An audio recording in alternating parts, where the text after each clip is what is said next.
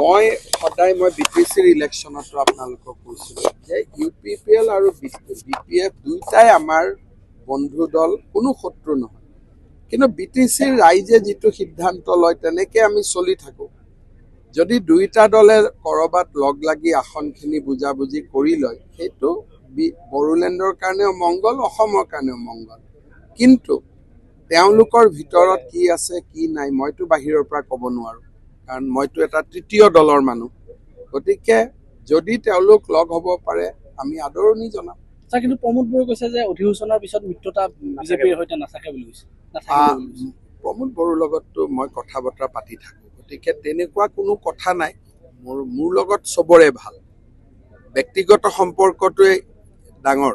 গতিকে মোৰ লগত ব্যক্তিগতভাৱে সকলোৰে ভাল, আনকি মোক বেয়া পোৱা মানুহখিনিৰো মোৰ লগত ভাল। ৰাজনৈতিকভাৱে সম্পৰ্ক থাকিছে। এই কথাখিনি ইলেকশ্যনৰ আগতে আপোনালোকে হাগ্ৰামা মহিলাৰীক লৈ সুধিছিলে, তেতিয়াও মই কৈছিলোঁ যে মোৰ লগত চবৰ ভাল।